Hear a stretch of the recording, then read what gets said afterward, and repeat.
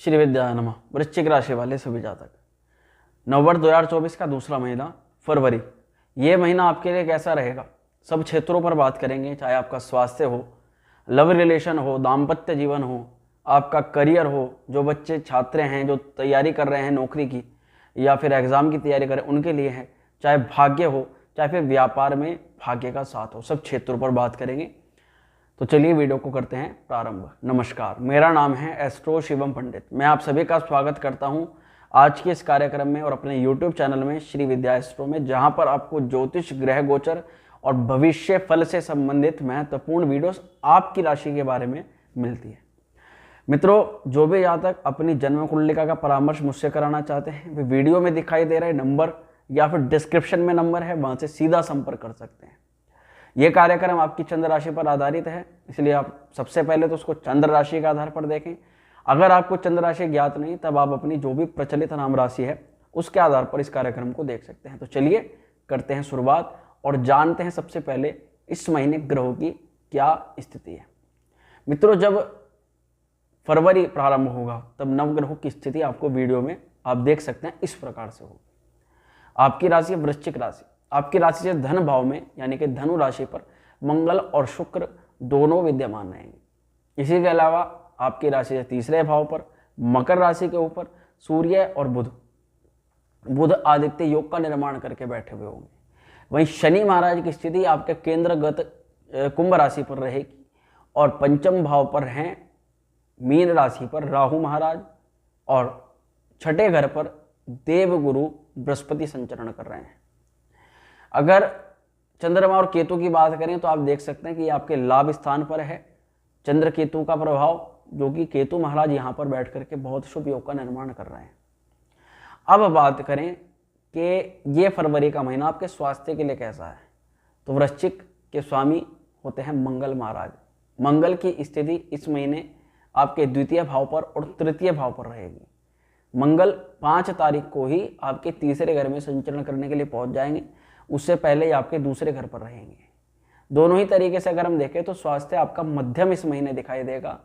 कभी कभी आपको पेट से संबंधित कुछ समस्या हो सकती है, एसिड अपच गैस बनना या फिर सिर दर्द से संबंधित हेडेक की समस्या थोड़ी सी देखी जा सकती है। जो भी लोग हाई ब्लड प्रेशर, जिनका हाई बीपी रहता है, और उनको अपना तली चिकनी भुनी चीज़ों से बच करके रहना है। इस महीने भी इस चीज़ का थोड़ा सा आपको ध्यान रखना है, क्योंकि मंगल कहीं ना कहीं शत्रु ग्रहों के साथ भी इस महीने विचरण करेंगे। तो जो भी चीज़ें जो आपकी शत्रु हैं, जो आपको नुकसान पहुंचा सकती हैं, कई शत्रु प्रत्यक्ष रूप से काम करते हैं तो कई शत्रु अप्रत्यक्ष रूप से, जो चीज़ें हमें नुकसान पहुंचाती हैं मुख्य रूप से वे भी हमारे शत्रु ही होते हैं। तो आपको स्वास्थ्य का ध्यान रखने के लिए नियमित आपको एक्सरसाइज करनी है, नियमित खान पान पर ध्यान रखना है और समय से सोना है, समय से उठना है। ये आपका सबसे सर्वश्रेष्ठ उपाय भी है और आपको सलाह भी है। दूसरी तरफ अगर बात करते हैं स्टूडेंट्स की, विद्यार्थियों की, तो वृश्चिक राशि वालों के लिए वृश्चिक, धनु, मकर, कुंभ और मीन, देवगुरु बृहस्पति महाराज की जो स्थिति है वो इस महीने छठे घर के अंदर रहेगी। देवगुरु बृहस्पति मेष राशि पर रहेंगे और वहीं पंचम भाव पर यानी कि अगर बात करें मीन राशि पर राहु की स्थिति है। तो ये बहुत ही ज़्यादा बड़ा डिफरेंस नहीं, आप आराम से समझ सकते हैं कि पंचम भाव पर राहु रहेगा तो मुख्य रूप से कन्फ्यूजन्स तो क्रिएट होंगे। आपको कई चीज़ों में दिमाग काम नहीं करेगा, तो कई बार आपके डिसीजन ऐसे लगेंगे कि गलत हो रहे हैं। इस दोनों ही अवस्थाओं में आपको आपके गुरु का यानी कि पंचमेश को मजबूत करना है, जिसको पंचमेश को मजबूत करने के लिए आप भगवान शिव की आराधना कर सकते हैं। आपको जब कोई रास्ता ना दिखे तब आप अपने जो पूर्व अध्यापक हैं आपके, उनसे सलाह विचार विमर्श कर सकते हैं, अथवा अपने घर के बड़ों से जिक्र करके आपको जो कन्फ्यूज़न हो रहे हैं उनसे बता दीजिए और जो वे सलाह देते हैं उन सलाह को आपको मानना है। यही आपको इस महीने करना है, ये आपके लिए श्रेष्ठ उपाय है, श्रेष्ठतम उपाय रहेगा। क्योंकि देखिए, राहु तो अपना प्रभाव फैलाता ही है। राहु व्यक्ति को ऑनलाइन चीज़ों में धकेलता है। राहु व्यक्ति के आगे क्या करता है कि जो आप काम कर रहे हो वो काम बिल्कुल सही होता है, परंतु वो आपको ऐसा आभास कराता है कि वो कार्य गलत है और इससे अच्छा दूसरा कार्य है, इसको छोड़ो, उसको पकड़ो। तो ये चीज़ें आप समझ सकते हैं कि ये चीज़ें इस महीने नहीं करनी है। विद्यार्थियों के लिए कन्फ्यूजन्स क्रिएट होंगे, कन्फ्यूजन से बचना है। परंतु अगर देवगुरु बृहस्पति की स्थिति षष्ठम भाव पर है तो जो भी छात्र कंपटीशन एग्जाम की तैयारी कर रहे हैं उन लोगों के लिए विशेष रूप से लाभ हो सकता है, उनको अपनी मेहनत में सफलता के योग बनते हैं। ऐसे में आपको यदि रोग से आप पीड़ित हैं, इस महीने आप कई महीनों से आपको शारीरिक व्याधि हो रही है, पेट से संबंधित समस्याएं चल रही हैं, आपको खाने से संबंधित दिक्कतें होती है, भूख नहीं लगती है या फिर लगती है तो खाना शरीर में नहीं लगता है, तो इस महीने थोड़ा सा आपको अच्छा परिवर्तन देखने के लिए मिलेगा स्वास्थ्य के दृष्टिकोण से भी और आपकी जो भी परेशानी चल रही है उसके दृष्टिकोण से भी। तो कुल मिलाकर के विद्यार्थियों के लिए ये समय मध्यम रहेगा, परंतु थोड़े सी कंफ्यूजन देखे जा सकते हैं। वहीं लव रिलेशन की अगर बात करें तो शुक्र महाराज की स्थिति और देवगुरु बृहस्पति की स्थिति हमने आपको बताई दी।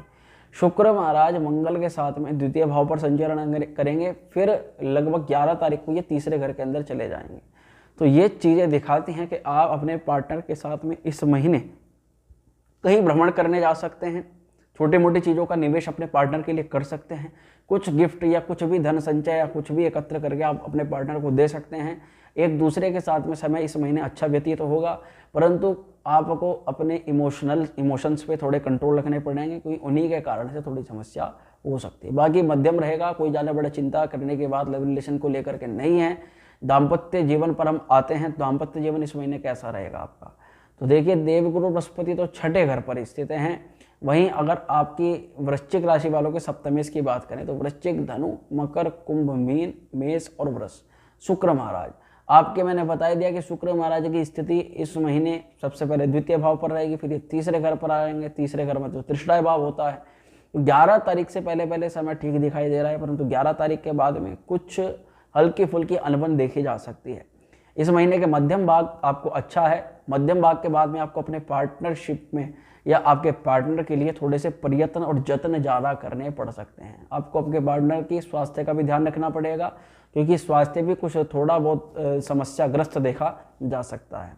अब देखिए, अगर मंगल की ही बात करें तो मंगल जो है वे आपके जैसे द्वितीय भाव पर रहेंगे, और द्वितीय भाव के बाद में ये आपके इस द्वितीय भाव पर रहकर ये 8वें घर पर दृष्टिपात करेंगे। तो मंगल की जो दृष्टि है 8वें घर पर, द्वितीय भाव पर जब ये रहेंगे तो ससुराल पक्ष से अगर कुछ तनातनी चिंताएं चल रही हैं उनको कम करेंगे।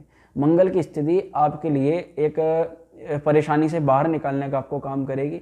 अगर आप अपने पार्टनर के साथ में किसी प्रकार की समस्या से ग्रसित हो गए हैं, कोई प्रकार की चिंता आपको चल रही है, तो उनसे आपको मंगल बाहर निकलवा देंगे। तो इसके लिए मंगल की स्थिति शुभ है आपके पार्टनर के साथ में रिलेशंस के लिए, या उससे होने वाले नुकसान से ही बचाने का आपको काम मंगल करेंगे, इसलिए मंगल की स्थिति भी शुभ है।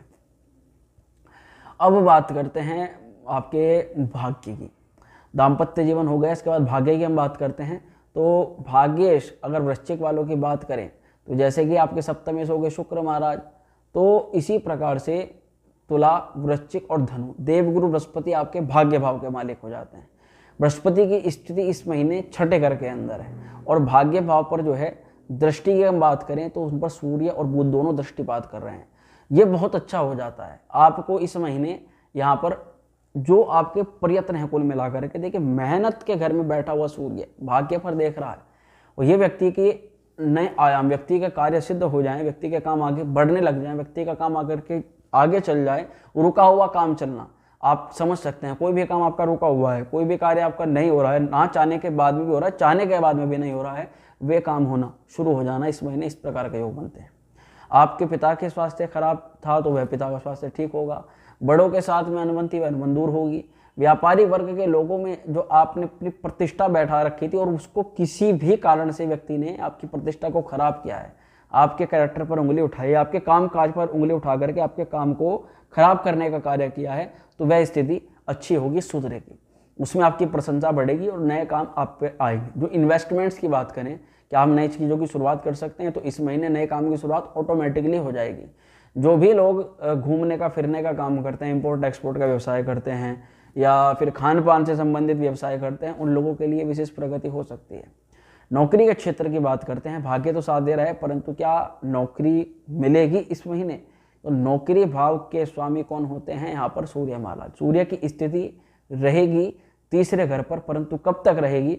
सूर्य महाराज लगभग आपके 13 फरवरी तक तीसरे घर पर रहेंगे। तो 13 फरवरी का एक ऐसा टाइम पीरियड हो गया नौकरी वालों के लिए कि इसमें आपकी नौकरी लग सकती है। अगर आप इंटरव्यूज़ देते हैं और तैयारी करते हैं, रेगुलर आप इंटरव्यूज़ करने के लिए जाते हैं और डेली आप प्रयास करते रहते हैं, तो निश्चित तौर पर, क्योंकि तीसरे घर के अंदर सूर्य शुभ फलदायी हो जाते हैं, व्यक्ति की मेहनत को सफल कराते हैं, व्यक्ति के प्रयासों में सफलता प्रदान करते हैं। इस समय अवधि में पराक्रम भी बढ़ा हुआ रहेगा, आपको अपने ऊपर कॉन्फिडेंस भी रहेगा, पूरे कॉन्फिडेंस लेवल को भी बढ़ा देते हैं। और सबसे बड़ी बात जो कि कंपटीशन फेस करते हुए, कंपटीशन के साथ मैं कह रहा हूँ इंटरव्यू फेस करते हुए सामने वाले व्यक्ति से होता है इंटरेक्शन। उस इंटरेक्शन में कहीं ना कहीं अगर आप फेल हो रहे थे बातचीत करने में या आप घबरा रहे थे, इस महीने ऐसा कुछ नहीं दिखाई दे रहा है। जब सूर्य अच्छी स्थिति में होते हैं तो व्यक्ति सामने वाले व्यक्ति से जब शुरुआत अच्छी कर देता है तो लास्ट तक वो अच्छा बोलता है। तो इंटरव्यू आपके पास होने के काफ़ी योग बनते हैं या आप अच्छे प्रकार से उसको काम को कर सकते हैं।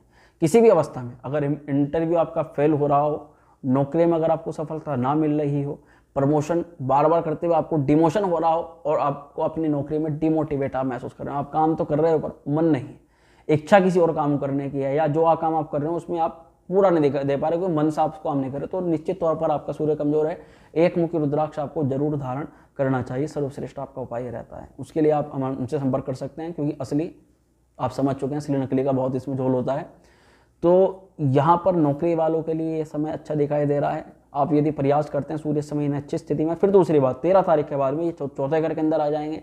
योग कारक हैं आपके लिए, आपके केंद्र भाव के मालिक हैं, तो सूर्य की दृष्टि फिर जाएगी अपने राशि पर पूरा महीना। मैं आपको बताना चाहता हूँ, पहला है कि जॉब प्राप्त हो जाना, आपके जो संघर्ष हैं, जो आपके प्रयत्न हैं, जो आपकी यात्राएं हैं, जो भी आप चप्पलें घिस रहे हो इधर उधर जाने में, या फिर घर बैठे भी ऑनलाइन इंटरव्यू दे रहे हो, तो घर बैठे ना दे करके अब थोड़ा सा कंपनीज में जाओ, डायरेक्ट आप इंटरव्यू के लिए अपने रिज्यूम दो और बात करो, आपको सफलता मिल सकती है। सूर्य की दृष्टि क्योंकि दशम पर जाएगी, ये आपको नौकरी के अच्छे योग, अच्छे आयाम बना सकती है। आप इंटरव्यू फेस कर सकते हो, अधिकारी वर्ग के लोगों से बड़ी ही आसानी से बहुत आराम से बात कर सकते हो।